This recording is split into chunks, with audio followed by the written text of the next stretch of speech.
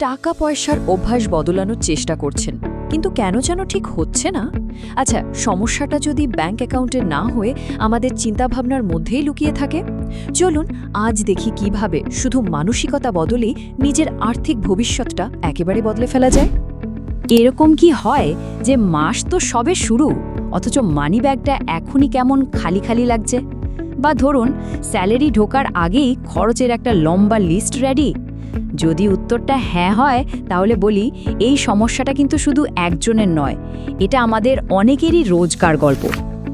আমরা প্রায়ই ভাবি ইনকামটা আরেকটু বাড়লেই তো সব ঠিক হয়ে যাবে, তখন থেকে টাকা জমাবো।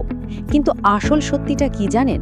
সমস্যাটা বেশিরভাগ সময়ই আয়ের পরিমাণে নয়, বরং আমাদের মানি মাইন্ডসেট বা টাকা পয়সা নিয়ে আমাদের যে মানসিকতা, সেটার মধ্যেই লুকিয়ে থাকে। আসলে আমাদের সবার মনের ভেতরেই না দুটো মানসিকতার সবসময় একটা লড়াই চালিয়ে যায়। একদিকে আছে অভাবের চিন্তা, আর অন্যদিকে প্রাচুর্যের ভাবনা। এখন প্রশ্ন হলো, আমরা কোনটাকে জিততে দিচ্ছি? চলুন একটু গভীরে গিয়ে দেখি এই দুটো মাইন্ডসেট কিভাবে আমাদের টাকা পয়সার সব সিদ্ধান্তকে কন্ট্রোল করে। এই দুটো ছবি দেখলেই কিন্তু পুরো ব্যাপারটা পরিষ্কার হয়ে যায়। দেখুন, বাদিকে আছে স্কেয়ারসিটি মাইন্ডসেট, মানে অভাবের মানসিকতা। এটা ঠিক একটা শুকনো মরা গাছের মতো, মাথায় সারাক্ষণ একটাই চিন্তা ঘোরে, আমার কাছে যথেষ্ট টাকা নেই, বা টাকা জমালে তো খরচ করতে পারবো না। আর ডান দিকে দেখুন অ্যাবান্ডেন্স মাইন্ডসেট বা প্রাচুর্যের মানসিকতা, একদম সতেজ ফলে ভরা একটা গাছ। এখানের ভাবনাটা হলো টাকা তো আসলে একটা টুল, একটা উপায় মাত্র, আর সঞ্চয় করা মানে ভবিষ্যতে নিজেকে একটা গিফট দেয়া। তো এই প্রাচুর্যের মানসিকতাটা তো বুঝলাম, কিন্তু এটা তৈরি করার বাস্তব উপায়টা কি? এর জন্য কিন্তু দারুণ সহজ আর খুব কাজের একটা ফ্রেমওয়ার্ক আছে। চলুন এবার সেই বিখ্যাত 50-30-20 রুলটা সম্পর্কে জেনে নেওয়া যাক। এই যে চার্টটা দেখছেন, নিয়মটা কিন্তু খুবই সোজা। মোট আয়ের, মানে ধরা যাক কারো স্যালারির 50% যাবে নিডস বা যা না হলেই নয় সেগুলোর পেছনে, যেমন ধরুন বাড়ি ভাড়া, বাজার খরচ বা বিভিন্ন বিল। আচ্ছা, এরপরে 30% হলো ওয়ান্টস বা শখের জন্য, মানে ঘুরতে যাওয়া, বাইরে খাওয়া বা পছন্দের কোনো গ্যাজেট কেনা। আর সবচেয়ে জরুরি অংশ কোনটা বলুন তো? ওই বাকি 20%। এই টাকাটা হাতে পাওয়ার সাথে সাথে অন্য সব খরচের আগে সোজা সেভিংস বা ইনভেস্টমেন্টে সরিয়ে ফেলতে হবে। এই কথাটা একবার মন দিয়ে ভাবুন তো।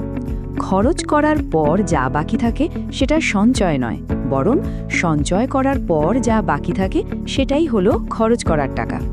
বিশ্বাস করুন, শুধু এই একটা ভাবনাকে যদি জীবনে কাজে লাগানো যায়, তাহলে পুরো আর্থিক ছবিটাই বদলে যেতে পারে।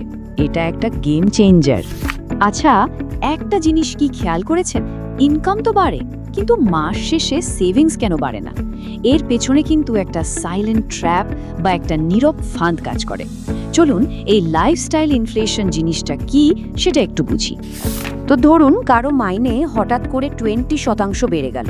দারুণ ব্যাপার, মনে তো হবেই, যাক এবার তাহলে বেশ কিছু টাকা জমানো যাবে, তাই না? কিন্তু আসলে কি হয়? ওই আয় বাড়ার খুশিতে না আমাদের খরচও লাফ দিয়ে বেড়ে যায়। হয়তো একটা নতুন আরও দামি ফোন কেনা হয়ে গেল, বা বন্ধুদের সাথে রেস্টুরেন্টে যাওয়াটা বেড়ে গেল। আর মাস শেষে গিয়ে দেখা যায় অবস্থা তো আগের মতোই, জমার খাতা শূন্য। এই যে ফাঁদটা, এটারই নাম হলো লাইফস্টাইল ইনফ্লেশন। দেখুন, ইনকাম বাড়লে লাইফস্টাইল একটু ভালো হবে, এটা খুবই স্বাভাবিক। কিন্তু আসল কৌশলটা হলো আয় বাড়ার সাথে সাথে খরচটাকে সেই অনুপাতে বাড়তে না দেওয়া, বরং ওই বাড়তি টাকাটা সোজা পাঠিয়ে দিতে হবে সেভিংস আর ইনভেস্টমেন্টের অ্যাকাউন্টে। এত সব নিয়ম কানুনের কথা শুনে কি একটু কঠিন লাগছে? ঘাবড়ানোর কিছু নেই।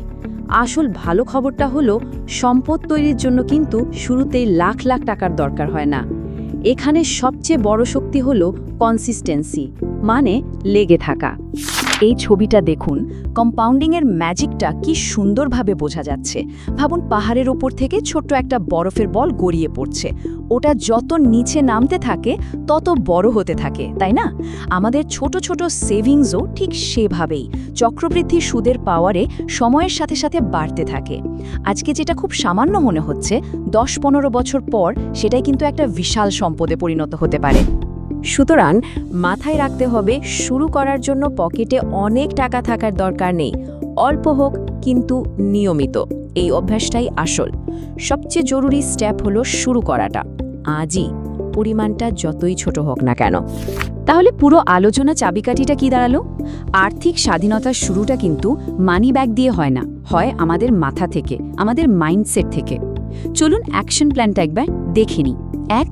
মানসিকতাকে অভাবের চিন্তা থেকে বের করে প্রাচুর্যের দিকে নিয়ে যাওয়া। 2. 50-30-20 নিয়মটাকে অভ্যাসে পরিণত করা। 3. খরচের আগে সঞ্চয় করা। আর 4. অল্প দিয়ে শুরু করে লেগে থাকা। আজকের এই ছোট্ট একটা সিদ্ধান্তই কিন্তু আগামী দিনের আর্থিক সুরক্ষার জন্য সবচেয়ে বড় ইনভেস্টমেন্ট হয়ে উঠতে পারে।